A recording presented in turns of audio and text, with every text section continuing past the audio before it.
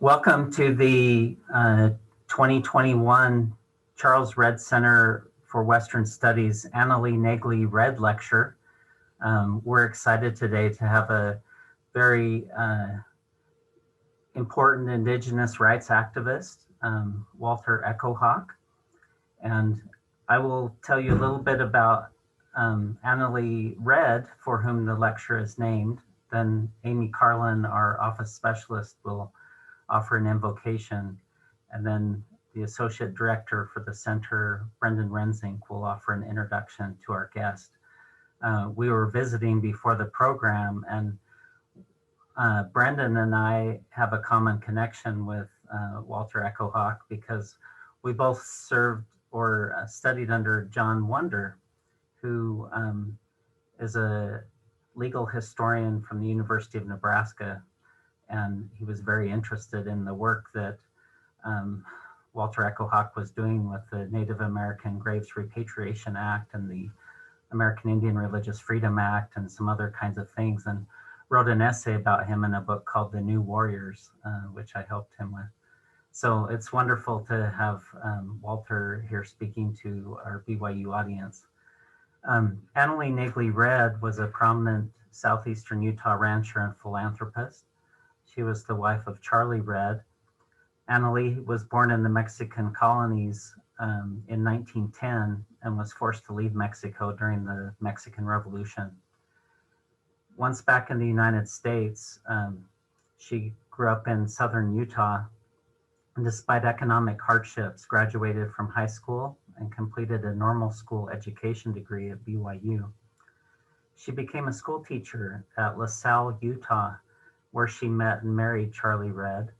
She worked as his partner in their cattle company, including duties as cook, storekeeper, and secretary. When bankers came to foreclose on the ranch during the Great Depression, her famous cooking, including her prairie fire beans, helped save the ranch. After Charlie suffered a stroke in 1972, Annaley devotedly cared for him. She and Charlie are the parents of 9 children, 8 of which reached adulthood. Annaley purchased her family home, a historic winery in Tokerville, and restored it, and belonged to a number of literary clubs and enjoyed reading. She passed away 21 years ago in 2000.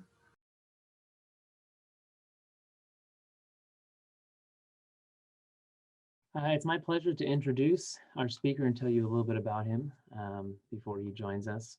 Walter Echo Hawk currently is president of the Pawnee Nation Business Council and has had a distinguished career as an author, attorney, and legal scholar. In addition to the historical novel that he'll be talking with us about today, The Sea of Grass, a family tale from the American heartland, Echo Hawk also authored a number of other books: Battlefields and Burial Grounds, The Indian Struggle to Protect Ancestral Graves in the United States in 1994, In the Courts of the Conqueror, The 10 Worst Indian Law Cases Ever Decided in 2010, and In the Light of Justice, The Rise of Human Rights in Native America and the UN Declaration on the Rights of Indigenous Peoples in 2013. As a staff attorney for the Native American Rights Fund for nearly 40 years, he represented Indian tribes, Alaska Natives, and Native Hawaiians on significant legal issues in the modern era of federal Indian law during the rise of the modern Indian nations and tribal sovereignty movements. Over the past decade in private practice, he's represented several tribes, served as a justice on the Supreme Courts of the Pawnee Nation and Kickapoo Nation, and has taught federal Indian law at a number of university law schools. He's been recognized with awards and honors from numerous organizations in these fields of Indigenous studies, law, civil rights, and civil liberties. We're thrilled and honored to have him join us today virtually. We wish we would have been able to have him here in person, would have been even better, but we're grateful that he can join us here on Zoom. So join me in welcoming Walter Echo Hawk.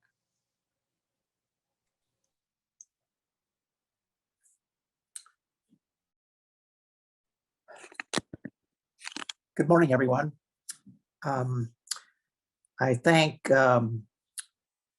Buckley for the warm welcome and the invocation that was offered.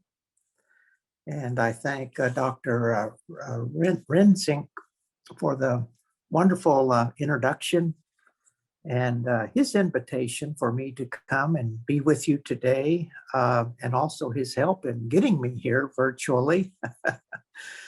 And I thank each of you for tuning in and being with us this morning. I'm so very glad to be here at BYU's Red Center for Western Studies. And I'm very deeply honored to deliver the Annaley Naegle Red Lecture. And my lecture today then will be about my current book that I have out. It's entitled The Sea of Grass, A Family Tale from the American Heartland. This book came out in 2018, and was on a book lecture ever since. It had been interrupted by the coronavirus pandemic, unfortunately, but I'm glad to resume it today virtually via the Zoom lecture. And so I'm broadcasting live from the Pawnee Nation here in Oklahoma. And what I'd like to do is basically cover 4 areas with you. First of all, I would like to briefly describe this book, which I hope will be of interest to historians in Western history. Secondly, I want to explain why I wrote this book. Third, how I wrote it. And then fourth, I'll give a few selective readings from it. And then afterwards, I hope we have plenty of time for questions and answers as well. So with that, let me just dive into my task, if I may. First of all, let me briefly describe this book. I think it's kind of a historical novel. And as we all know, the American West is a land of many, many stories. My story in this book takes place in the Great Plains of North America, within the indigenous homeland of my tribe, which is the Pawnee Nation. And the book has a map that depicts the setting for this story, which I think possibly will be depicted on your screen. And the map is entitled Titawahut's World. Yes, I see it on the screen here. Titawahut is the Pawnee name for the Great Spirit. And this map is an indigenous map of the Central Plains of North America, the traditional ancestral homeland of the Pawnee Nation. Our origin story says we were created at the beginning in this region, and we still live here today. And this map basically depicts a very vast homeland, about 600 miles by 600 miles. It spans on the east from the Missouri River.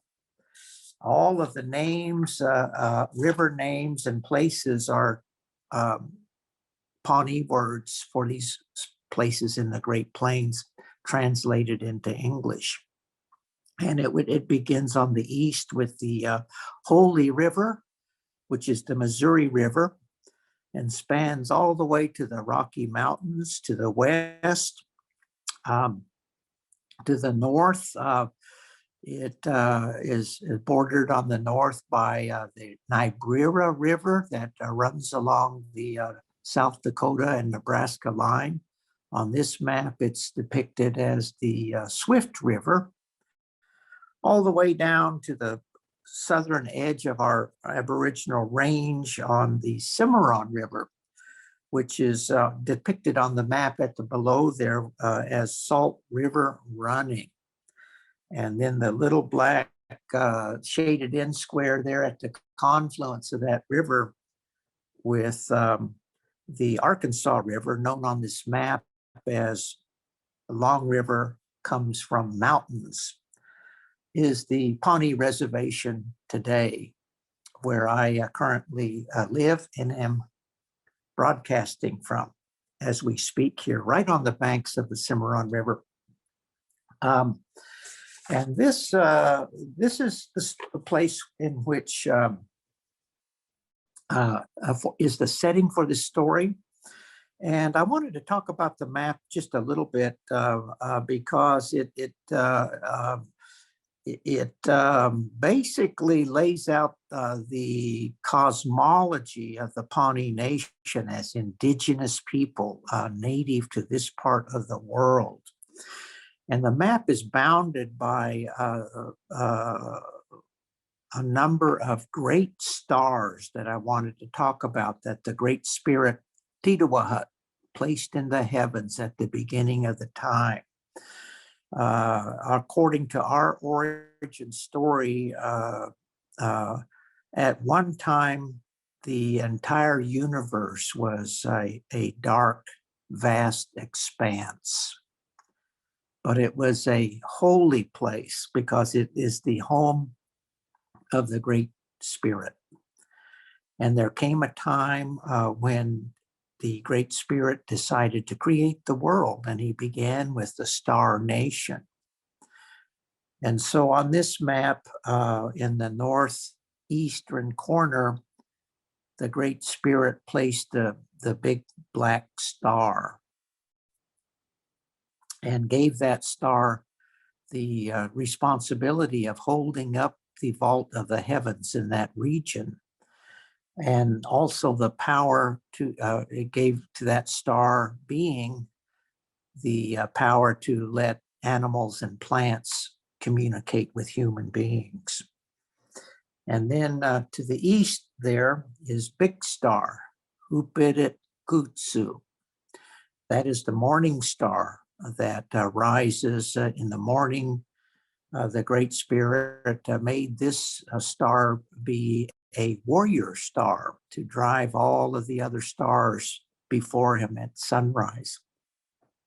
Down to the southeast corner, the Great Spirit put the red star person to help with the rising sun and other powers. Then down to the south, the Great Spirit told the Spirit Star to stand at that station to oversee the afterworld, the spirit world. And then these stars on this side of the heavens are all male stars.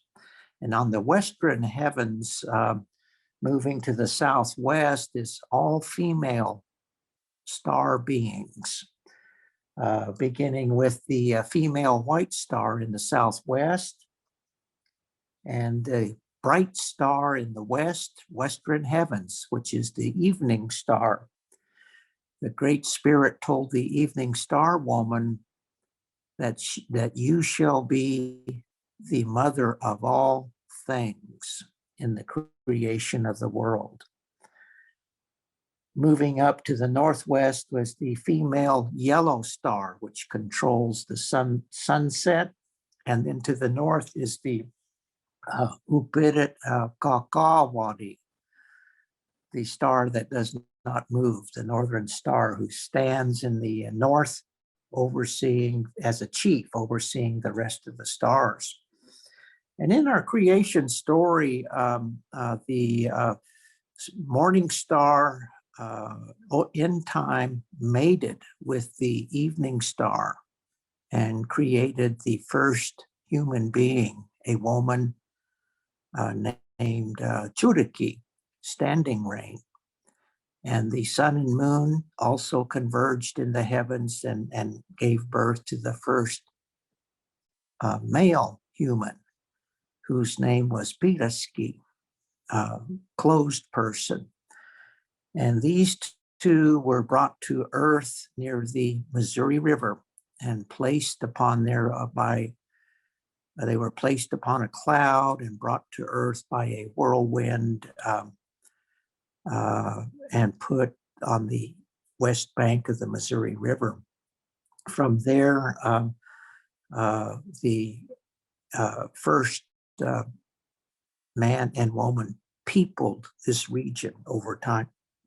So this map is in the book. It was prepared by me by the Nebraska State archaeologists. And it contains in this region a number of holy places scattered throughout the region that are depicted on the map: Mound on Water, White River Bank, Talking River Bank, Hawk's Nest, Head covered with soft down feathers, Floating Mound, and other places which are holy places to the Pawnee people, where the spirits of the Great Plains animals abide and watch over the Pawnee people.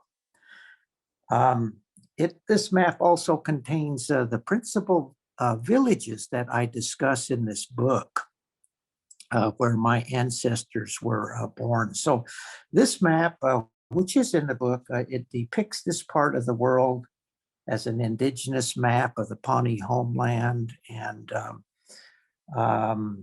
it is a real place deep in the heart of America. And that's where this story takes place. And it's really, this book is my own story of the Echo Hawk family and the accompanying history of the Pawnee Nation in this part of the world. And the book chronicles the lives of 10 generations of my family. And these folks are real people, indigenous people to the Central Plains of North America. Their lives were shaped by the land and the animals and plants in the greatest grassland on earth that spans all the way from Texas all the way up into Canada, into the dark land to the north. And the story of these real people, as mentioned, takes place in a real place depicted on this map. And the major events discussed in the book that shaped the lives of my ancestors are events that really happened. But since I wasn't alive at the time in question, I had to make up some dialogue from my mind. A few, but not many, but a few minor characters in the book. And so the genre of this book is a historical novel. Roger Welch, the folklorist from Nebraska, describes this book as a history told as a novel. And he asserts that that's the way the story of a people ought to be told. But this novel, I think, is somewhat unique and rare, actually, because it's unique in American literature because it's a story about the Pawnee people that's actually told by a Pawnee and not a non-Indian writer. And therefore, I think it does, and I tried my best to present an authentic tribal voice that provides a rare insight into Native American history and culture in our country here. Why did I write this book? I had essentially three reasons that motivated me. As was mentioned in the introduction, I'm basically an attorney, And most of my other writings have been about the law. And this book for me, it's a departure from the law. But I wrote it, first of all, because I was inspired by Alex Haley's book, Roots, and the powerful story that he had to tell about his family and their rise from slavery and the troubling aftermath of segregation and racism and poverty, that his family went through. And so he was able to trace 7 generations of his family all the way back to Africa. And his research and his historical novel about his family really captivated the nation back in the 1970s and 80s. It received, I think, a Pulitzer Prize and was a TV miniseries, and it really offered new vistas, for Black America, to the fact that their ancestry was not artificially cut off by slavery, but that with research they could extend their true ancestry all the way back, to Africa, to their villages of origin. And but I realized that I could trace 10 generations of my own family here in the Great Plains of North America. And our stories are every bit as powerful as Alex Haley's stories. So why can't I write a similar book? So that's what I attempted to do in this book. Second of all, I wrote this story essentially, first and foremost, for my family members. The Echohawk family is a large family. We have probably more than 200 family members that have this last name, Echohawk, Kituwakitsu Dewaka'a, mainly here in Oklahoma, but across the country, and including at BYU. My cousin Larry Echohawk has served at BYU as a law professor, and he continues to reside there in Utah, he and his family. But I wrote this for my family members, and especially our younger members, so that they might know who they are and where they came from, and the history of their family. But secondly, I wrote the book for all readers of, say, Native American studies, American literature, American history. The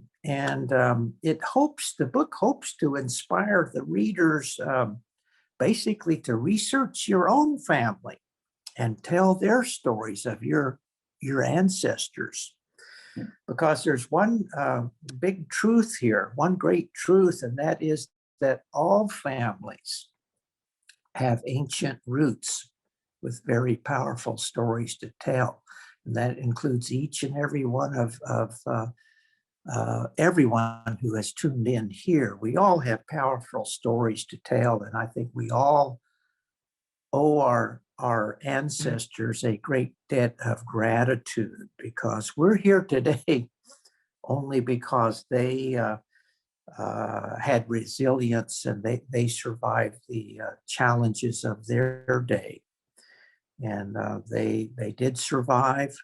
And also they left us a great legacy, and that is our family histories, our cultural legacies, and our heritage, as human beings, and so I think that every person has a story to tell, similar to what I've tried to do for my own family. And so I hoped that this would inspire everyone everyone has a good book in them. And I hope that I could inspire that kind of an interest in research in our family histories. And then the third reason that prompted me to write this book was, as a Native American, I had another important reason to write this book, and because I think Native America and Native Americans, we need to tell our own stories to reclaim our histories and find our voice, because we are largely, in most places across the country, an invisible people. Our Native people are forgotten, left out of most history books. The public media rarely discusses any of our issues. So there's a big information gap in the United States about Native America. Most Americans have never spoken to a real live Indian, never been to an Indian reservation, and learned virtually nothing in their formal education about Indigenous peoples in the U.S. And so very little is known by most Americans about our Native peoples here in the U.S., who we are, what our issues and aspirations are. Most folks, unfortunately, therefore, are hostage to either think Indians are extinct or see Indians only through the stereotypes that are generated by Hollywood or sport team mascots and that sort of thing. Examples in literature are, for example, Little Big Man, the book and the movie Little Big Man, Dances with Wolves, even the more regarding the Pawnee people, for example. We are just a one-dimensional figure, in literature and with Hollywood movies. If we look at Little Big Man, Dances with Wolves, and the more recent Revenant book, even the Lonesome Dove series by Larry McMurtry depicts Pawnees as one-dimensional figures. And so this is not a real depiction of our Pawnee people. And so this is, we find ourselves living in the society where history is basically told only from the standpoint of non-Indian people, and presents a very skewed picture of the history of our part of the world, much less the situation of Indigenous peoples in our nation. And that can present that widespread kind of ignorance can present a very serious human rights problem when it is grounded into the machinery of government. And so there is a need for Native Americans to find our own voice, and to tell our own stories. And that reason motivated me to write a book of this nature. And so The Sea of Grass then is my own personal effort to find my voice as a Native person, and to express it in this book, and give a Pawnee voice to Pawnee history, and to humanize our people so that everyone can see us, our people and our history through our own eyes, And so my hope is that the Sea of Grass will be embraced and transform the way that a lot of Americans possibly think about Native history, how to tell it, and maybe see the Central Plains through it's a much more exotic place when seen through Indigenous eyes, So these are the reasons why I put the time in to write this book. And I wanted to spend a little bit of time talking about how I wrote this book, how I went about researching and writing my family history, how I collected and analyzed the data, because as I say, anyone can research their roots, I think that we're all have a unique circumstances and starting places for our research.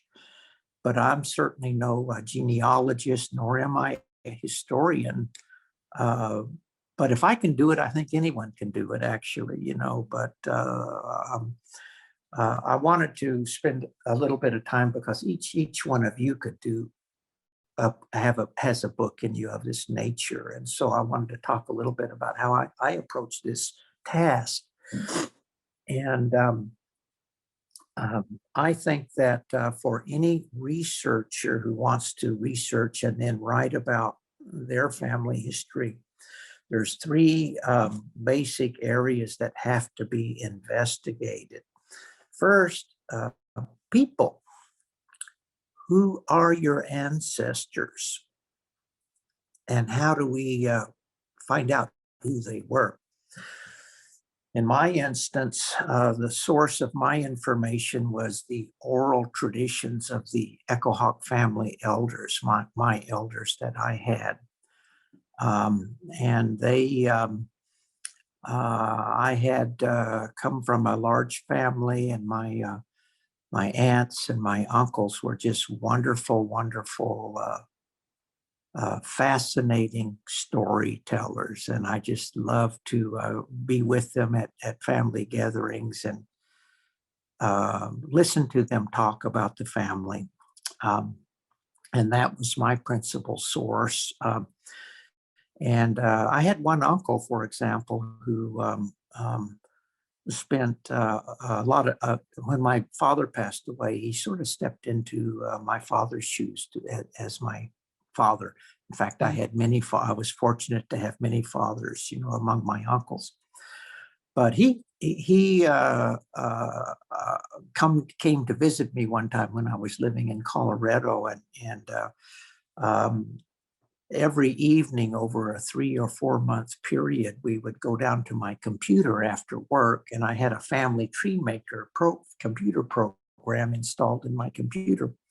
And we started filling that out, and he knew each and every member of the family who lived in the 20th century, all about them, what their histories were, and we would fill this in every night, you know, and to the point to where, you know, I have over 1,000 family members on our family tree in my computer. That research then was supplemented by my brother, Roger Echohawk, who's a historian. He's one of the few people I know that back in the 1970s interviewed all of our elders. And he actually had a tape recorder, and he recorded these interviews about the family, and then went on to spend over a decade in researching our historical archives and other sources to trace the family back as far as he could do through history. And so those were my two principal sources for the data that I had. I have 127 ancestors that are talked about in this book, you know, derived from that source. And the database for organizing those people was this family tree maker in my computer. You know, it was a wonderful computerized database for that information. The second place that a researcher has to investigate is places.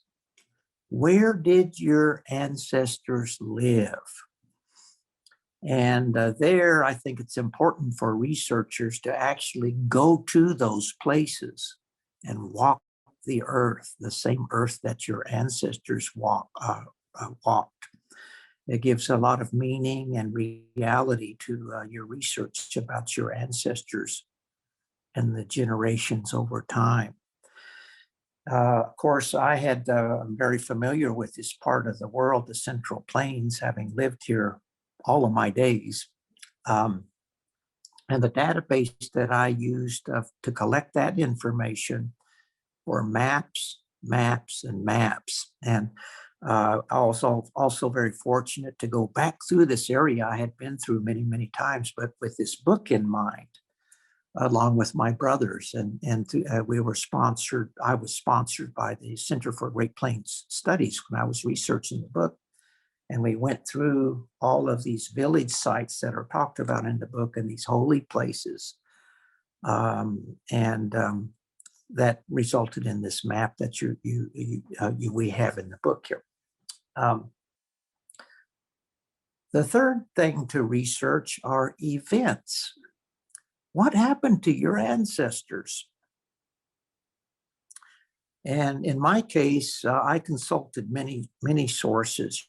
First and foremost was the oral traditions from the Echo Hawk family, told through my elders, other tribal members here in the Pawnee Nation. We have singers that sing ancient songs. We have a lot of our history is recorded in our tribal songs that we have, elders, traditional peoples. In addition, we had much of our oral traditions were reduced to writing by researchers in the turn of the century around the 1900 era. Many books and manuscripts were written incorporating those traditions, and plus I supplemented all of the above by flat out historical research in this region here. And that's how I compiled what happened to my ancestors. And the database that I used was a great big artist's notepad. And I started with the year about 1790, each year, 91, 92, all the way up to about 1935. And each year, based on my research, I filled out 2 or 3 of the major events that happened each year. And with that information compiled in that database, I could see where my family lived over time and what happened to them. And so that's how I researched the events. And finally, the last step was just to write it all up. And again, that too was, the book was written with a lot of family help, with information. I had a lot of the family review my manuscripts and correct me where I was wrong. And the model that I used and the methodology that I used was based on Alex Haley's roots. And so this is sort of a Native American version of roots. So I think, as I mentioned, if I could write a book of this nature, I think anyone could, and I encourage everyone, because I think a great telling of all of our family histories will show that we are all, I am you and you are me and we are one, and we're all bound together, in one great land here in North America, a land of many, many stories, a land of many cultures with great, great diversity that forms the foundation of our wonderful democracy. And so anyway, that's how I wrote the book, and I'm sticking with it. What I'd like to do now is just give you a little flavor of the book, if I may, by giving you a couple selected readings.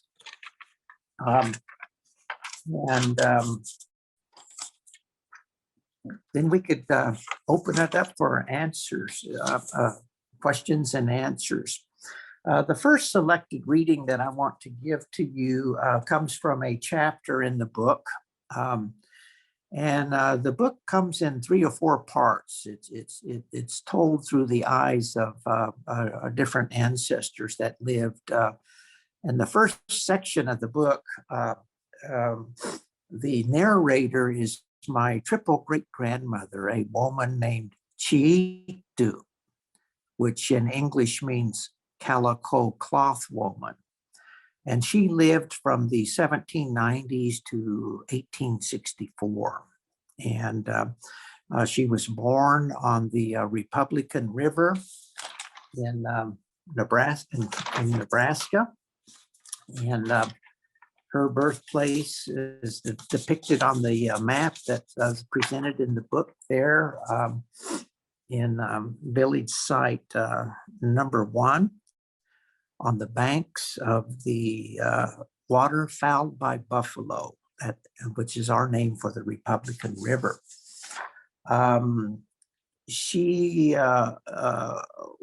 Her mother was a captive according to family traditions, and at that time in the mid 1700s, there were not hardly any non-Indians that lived in this region. So I'm surmising for purposes of this book that the captive was probably an Indian and probably a Comanche Indian, because we were always raiding on the Comanches to our south.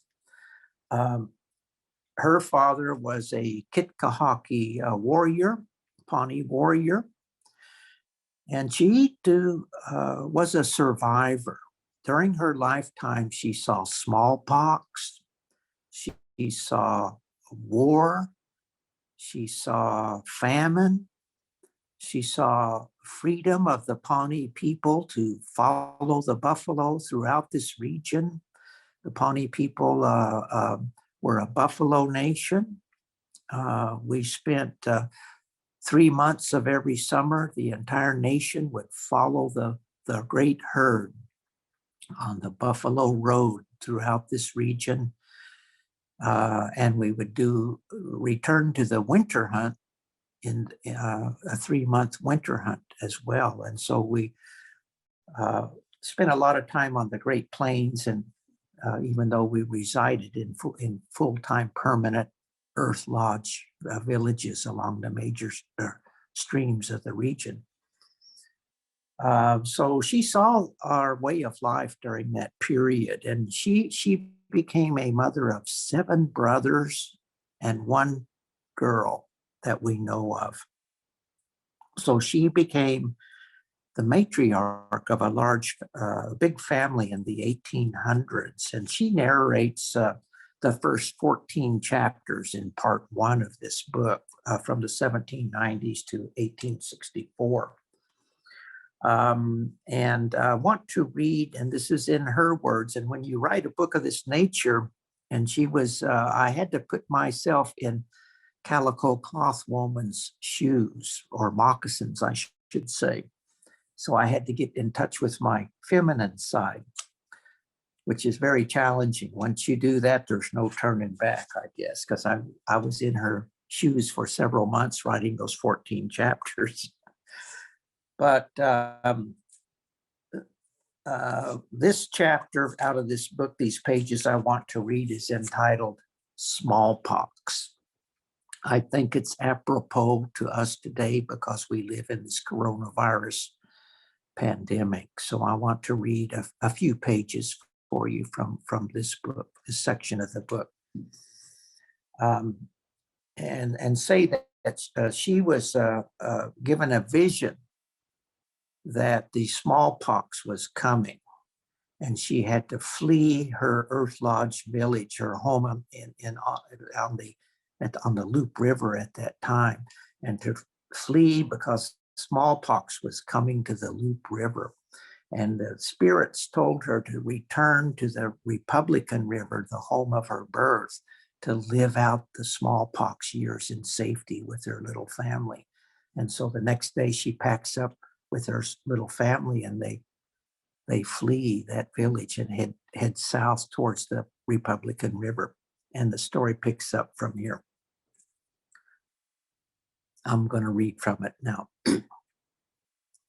My husband peered through the grass. Pahitu, keep silent, he whispered. Riders are approaching.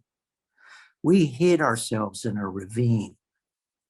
They're Pawnees, he noted, probably returning from Kirikurukstu, That's Wichita country.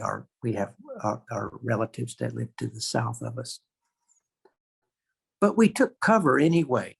Better to steer clear of humans. By riding, we avoided a brush with death.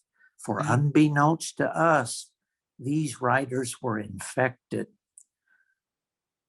Chada Gidaru, smallpox, rode with them. Some say it was brought by a mysterious man sent by the South Star. But in this instance, we believe that traders brought smallpox to the prairie. The mule skinners hated Pawnees so much that they put Chaka Kiraru in a bottle. They poured the deadly pus on blankets, then traded them to these men. Either way it happened, the infected men were as good as dead. The shimmering figures rode north, barely visible in a hot summer mirage. We crossed paths like ghosts passing in the night. Ride, said female gleam passing. Don't look back. This female gleam passing is a spirit, a kernel of corn, mother corn, that was a guiding spirit in Chiitu's life. We were on the run, refugees once again, only this time we fled to the valley of my birth. I wondered about the life we left behind. I wondered what lay ahead. And I wondered, who can we run to? Who can I trust my family with if I need to? Yes, who? Wonder I did. I trusted my husband and knew we could depend on him, but it takes many to feed a household. And we were short-handed, just 2 adults and some kids. Yellow Star and Crazy Horse were young but able, but the little one still ran naked or nursed at my breast. To make matters worse, it was too late to plant a big garden. Oh, God, my worries were many, but choices few. Why did we flee? The Chakidaru means suspended in water. It refers to blisters that rot the face. I was 5 winters old when blisters killed my dear mother. They swelled her face into a pimply mass of flesh, barely recognizable as human. Those unstoppable blisters brought hysteria and despair to my mother before she died. Many folks died during that time. Those who lived saw their blisters dry into scabs, which scarred them for life. I didn't get the blisters that time, but I carry the scars inside. Now, blistering heat beat down onto the land from a merciless sun. We journeyed on and on through the trackless hills without a single shrub or tree anywhere in sight. At length, the blue hills of the Republican came into view. From our vista, our dusty troop gazed into the valley. It looked like an oasis. Sparkling water snaked through a dark carpet of tall grass.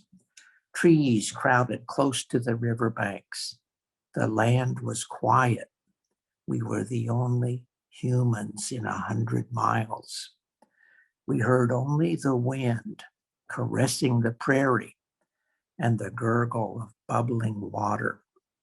From all appearances, the unsullied valley looked fresh and new, like it was in the beginning when Titawahut first put life into the land.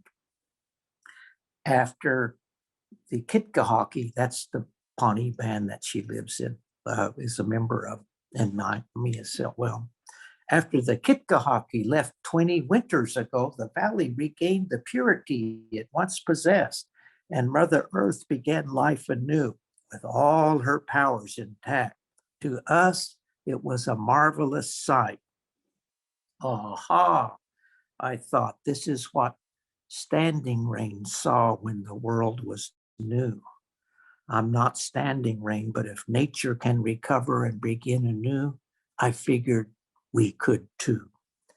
Our weary group passed the ruins of our old village and made our way to Pahuru. This is a holy place near the village there. We remembered a secluded box canyon near the animal lodge on the holy hill. It might offer a good hideaway, said closing in. That's her husband. With a natural corral and water. Sure enough, a thick stand of timber guarded the mouth of the canyon. Once inside the narrow entrance, it opened into a nice pasture. A spring bubbled right out of the ground from Pahuru. I could plant a fine garden beside the cool, clear water. So our long journey ended here at the center of the world. So that's a reading from this smallpox chapter where my family fled.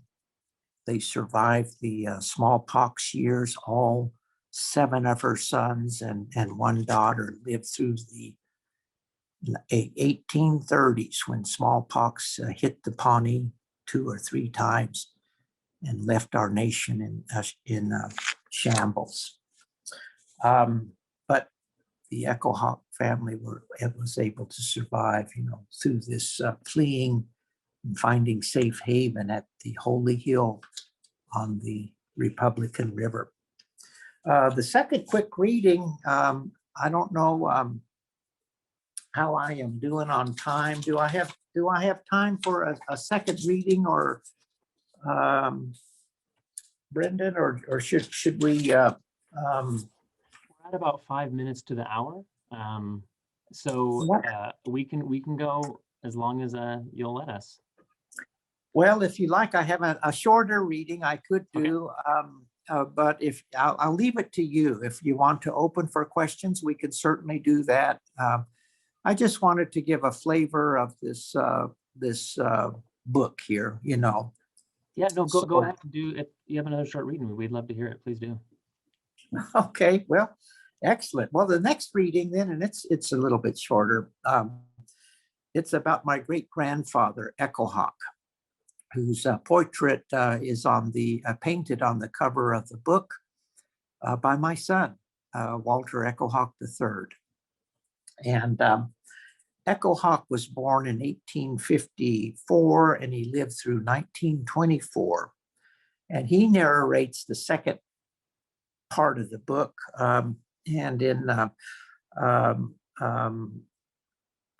He was the grandson of Calico Cloth Woman.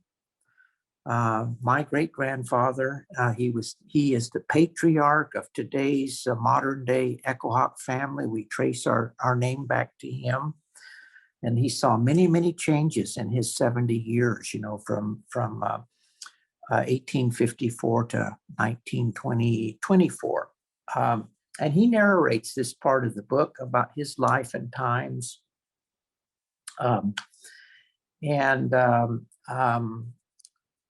So this I want to read to you in his voice, and I bring you to the year 1868, when Echo Hawk was a young teenager. What had taken place before I begin my reading is that his grandmother, Chiitu, came in a night dream, Kasaru, a night dream, to Echo Hawk's uncle, a man named Mouth Waving in Water, who is kind of an Indian doctor related to our family. And a Calico Cloth Woman told Mouth Waving in Water that to take pity on Echo Hawk. His name at that time was a young buffalo calf. And to take him on it was time for his vision. So and they were living near Genoa, Nebraska, up on the Loop River at that time. To take young Echo Hawk back to that same holy hill down on the Republican River to have his vision. So they go on a pilgrimage, just those two. And he has his vision. He receives a new name, and they start returning back north to the Genoa, Nebraska village, about 100 miles to the north. And here's what happened on their journey home. We journeyed home, just mouth waving in water and I. Our path followed the ridge line of a land bridge through the endless hills. At length, we set up camp at the base of our ridge. Before sundown, we hobbled the horses on the grassy floor of a small canyon, then built a brush lean-to. Uncle made a little fire with buffalo chips, and we drank the last of our coffee. The night wind began to blow. It blew and blew and blew some more. We soon found ourselves in a great thunderstorm. As thunder boomed across the sky, rain pounded the canyon. Our little sanctuary became a roaring stream, so we abandoned camp during the storm. The frightened horses escaped into the night. We trudged up to high ground to tough it out and sat on the ridge, shivering and soaking wet. There we huddled in the driving rain for the rest of the night with what little gear we could carry, while bolts of lightning struck the ground. Mouth waving in water explained, on black rainy nights like this, Man Chief, the great Skeedee chief in your grandmother's day, would climb a hill in the lightning and thunder. He understood that goodness comes from the heavens, so he picked that time to pray for his people. Here's a song he made for the storm. I went walking back and forth. The heavens are speaking. I place my trust in the heavens. That's all I know. The heavens are speaking. I could sing you that song, time permitting, but I'll just proceed here. The song calmed the sky. It brought an end to the driving rain. But at dawn, the sky turned eerie green. More black clouds started marching our way, and the wind began to gust once again. In the blackness, we noticed a tornado dancing in the clouds. Its finger touched the earth, and we beheld the power of God coming our way. Nephew, the tornado is coming, hollered Uncle Mouth. Do not be afraid, he said. Old folks say the sky is sacred. We've never been harmed by tornadoes. By then, the cyclone was roaring louder than a locomotive. The fury of the shrieking wind kicked up a great cloud of dust, flying grass, and tumbleweeds. Raging wind howled in our ears. Uncle grabbed his pipe and shouted above the roar, "Take cover. I'm going to do something I learned in the medicine lodge." I ran downhill and dived into a buffalo wallow. As I clutched the shrubs around me, Uncle Mouth arose and stood facing the tornado, holding his pipe. As the frightening visage came over the ridge, he walked straight into the twister and disappeared before my eyes. In that instant, the great tornado split in two. The big howling twister became two harmless whirlwinds. The little dust devils tiptoed around us, then dissipated like wisps in the breeze. Uncle returned. Aka, he was Kewariku, completely naked.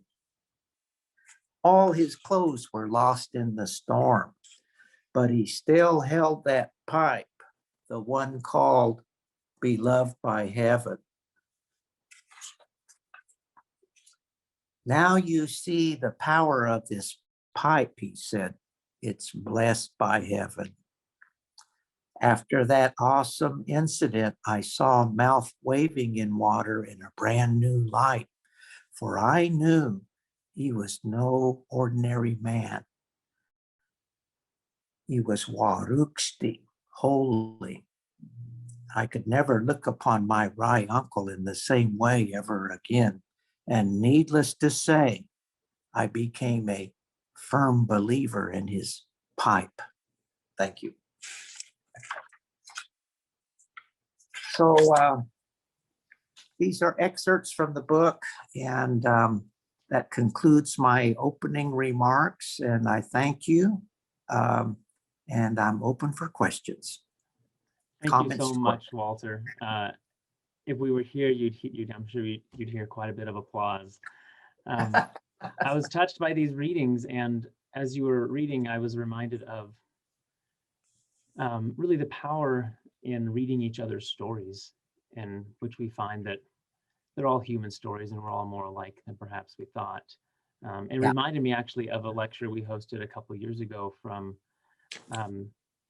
then the chairman of the Northwestern Band of the Shoshone Nation, Darren Perry, came and spoke about his people's remembering of the Bear River Massacre. And it was so powerful.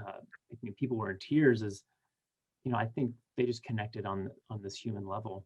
And as I was thinking that, a question came in on the Q&A from Darren Perry. So I thought we would start with his question. He asks, much of your wonderful work has been focused on Indigenous rights and law.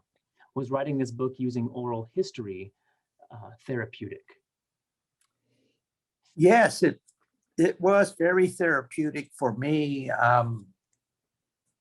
because I got to really go on. Really, it was a wonderful adventure for me to really organize my family history and go way back into time as far as I could go, and be with my ancestors as I was writing up this story. And it comes all the way into the present day, into the current time, because a lot of books about Native people and movies leave us frozen in the 1800s, but I brought it all the way up to the present day, and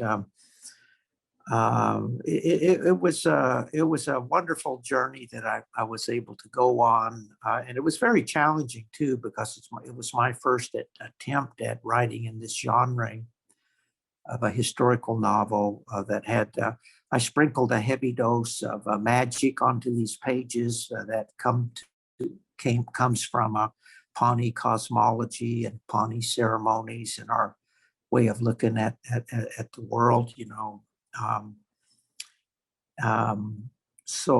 but it was a wonderful journey to go on, and I would suggest that any researcher and writer of your family would find the same experience, in writing about your ancestors as well.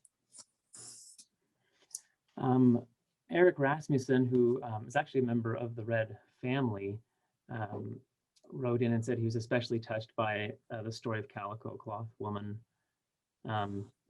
He said he had to put the book down and happy cry for a few minutes after reading the line where another woman tells her, "Take heart, there are no orphans among the Pawnee." He found the power of Pawnee women really rich. But he asks uniquely about Calico Cloth Woman's story and polygamy. Annaley Naegle Red was the product of a polygamous union. And LDS Mormon culture wrestles with that. And he's curious, how is it viewed? Because he says you bring it up just quite matter-of-factly, without angst or discomfort seemingly. So how is it viewed today in Pawnee culture as a part of your people's past? I think that's the way marriage is supposed to be. My great-grandfather was married to two sisters, Churix and Susan were their names, and I descend from Churix, and they were both sisters that were married to my great-grandfather. And so I come from a plural marriage, and many of our present day Pawnees that are living today, we can trace back to multiple plural marriages. Now, back when that marriage took place, it was illegal or by the Secretary of Interior's Code of Indian Offenses to have plural wives during that time. But he was a warrior and a scout, and the Indian police knew not to tamper with him. And plus, we lived far away from the agency, but he had 2 wives here, down here where I live on the banks of the Cimarron, which is about 20 miles south of the agency. And so it's a common thing. And the BIA, they're the ones that banned the pure plural marriages among our Native people. But what does the BIA know about love? I don't think they're experts in it, and I think my ancestors may have gotten it right. But today, in today's age, we don't have the plural marriages like we once did. Thank you. Another attendee, Haley, is thinking about Indigenous activism and the ideas of reparations, or that rent is due, that the settler society is living on Indigenous lands that were often taken violently and without consent. And so she asks a pair of questions. She is curious where you stand on, perhaps on this idea of reparations. But then she says, how would you like to see white people contributing to Indigenous advocacy? What resources can you recommend? And then she says, how have you reconciled this injustice and been so civil and kind in your advocacy?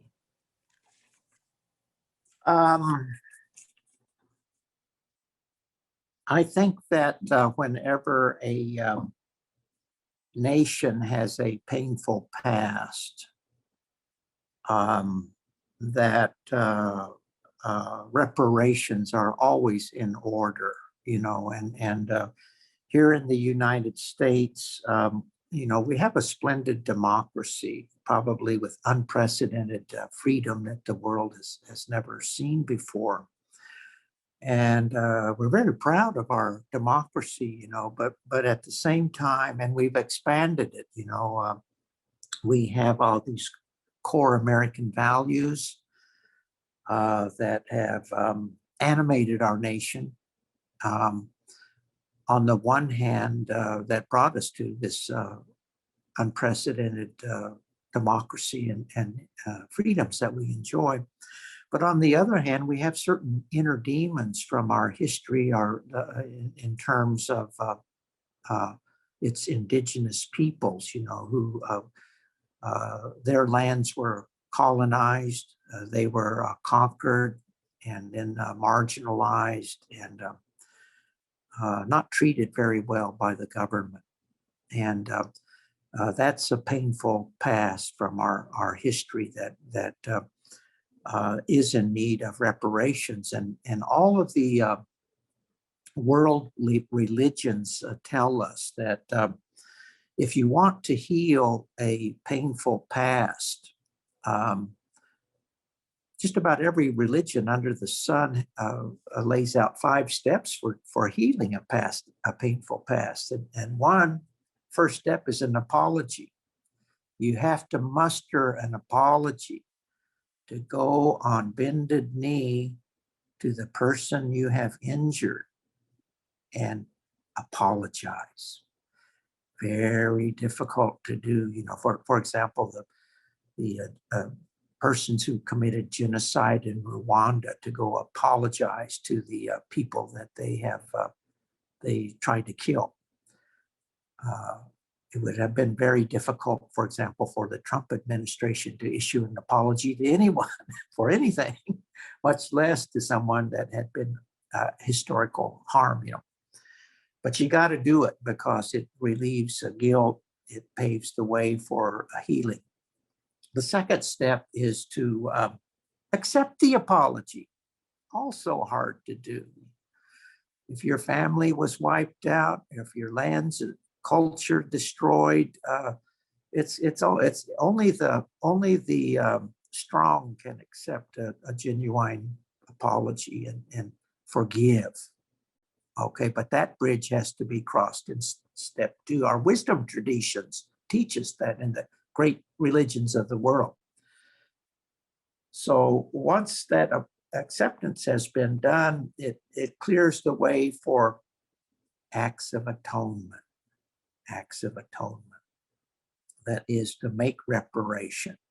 We know we can't turn back the hands of time, but we can do everything in our possible to provide reparations, wipe the slate as clean as we can to restore justice that existed before the injury took place. And then the fourth step is to once we've done all of that, we can effectuate true reconciliation. That's what our wisdom traditions teach us to do, and at that step, we're at stage 5, is that we have reunited into a stronger people. And we can see that, as I mentioned at the outset here, I am you and you are me. We're all one, and that's the 5 steps that our wisdom traditions teach.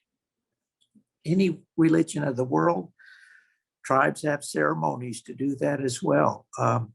And so we need to make reparations. We have inner demons that kind of make most Americans don't want to address this, to treat the way our country treated the Indians. But one way to atone and provide reparations is to support Native people. For example, the UN Declaration on the Rights of Indigenous Peoples would restore our human rights as Native people. And that declaration calls on every nation to implement those human rights standards into domestic law and policy. The United States endorsed that declaration in 2010, but hasn't implemented them yet. And so we stand at the dawn of a brand new human rights era that we need to implement.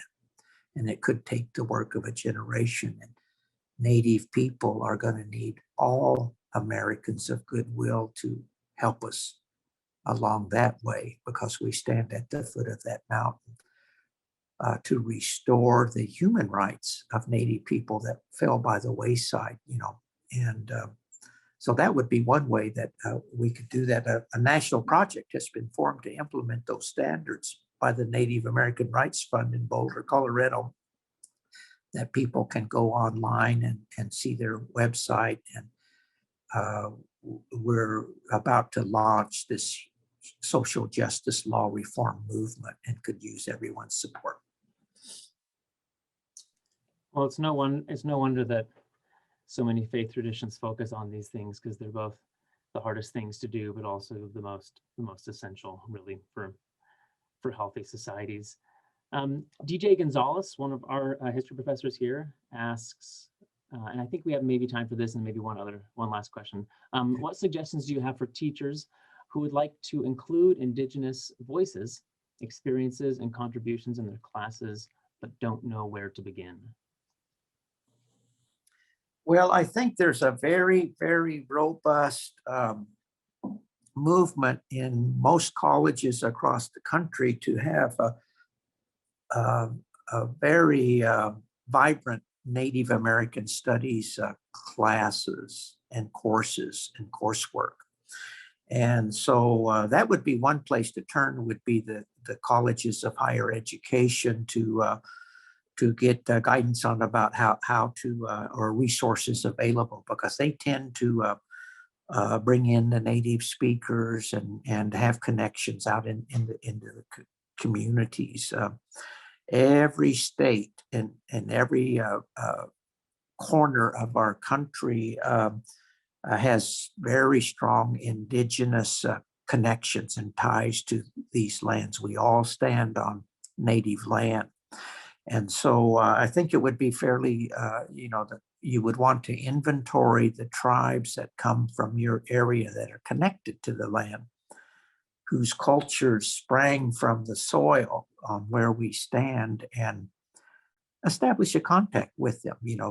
Getting to know them. They're organized through tribal governments, and can be accessed possibly through their education departments, and there's certainly ways to do it. There's no one cookie cutter approach. It just depends on what region in the country you're from and what tribes are connected to it. And I think the resources are out there. One only needs to search a little bit.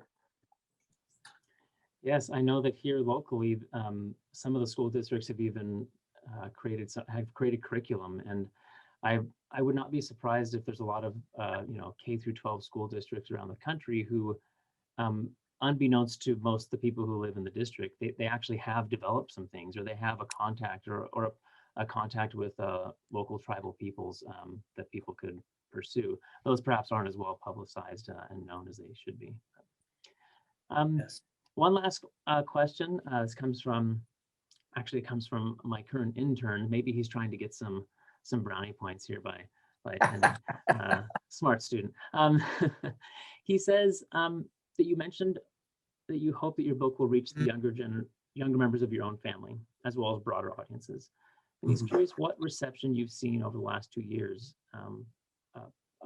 amongst younger generations, Pawnees and other Native youth, and amongst the broader audiences. Has it been what you expected, or has it been different than what you thought? Yes, like I say, this book has been really well received, and it's always very gratifying to me to have a young person say, "Wow, I want to research my family now," and so it's well received in that regard. It's been very well received in the Central Plains. I found on my book tour that I've gone to all kinds of little towns throughout the Central Plains and plains of Colorado, and places that have taken me off the beaten path, and I've also been welcomed by a lot of the historical societies of the areas, but yet it has universal appeal as well. So I've spent a lot of time in California, Alaska, Canada, because as I mentioned, everybody has ancestors that extend far back into time, and they all have powerful stories to tell, and we all have a book inside of us like that. So it's something that a lot of people are very interested in, that are from different parts of the country, so it's been very gratifying, and I was poised to jump into mainstream crossover in this book at Colorado University Center for the American West, Patty Limerick's program. I drove up there on the opening of the pandemic, and we were going to go on C-SPAN TV with a national audience to do a book lecture that was going to be a dynamite. And on the day of, the campus closed down due to the coronavirus pandemic. They couldn't have gatherings. They said at that time over 150 people, and that nixed us out.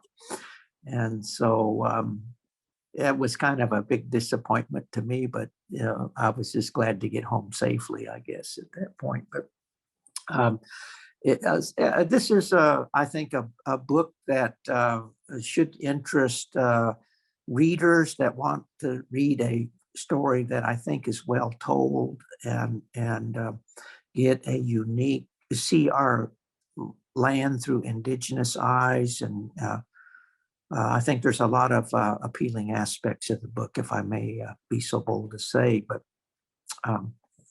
anyway, I don't know if I've answered the question or not. Yeah. Well, thank you so much for spending time with us, Walter. We appreciate your work and your generosity and being willing to share with us. So everyone, we can give Walter a virtual round of applause, perhaps. And we hope that we'll be able to see you sometime in person soon when we're all able to travel again. Thank you so much, Walter. Thank you. And may the Great Spirit be at your side and everybody's side in the coming days. Thank you.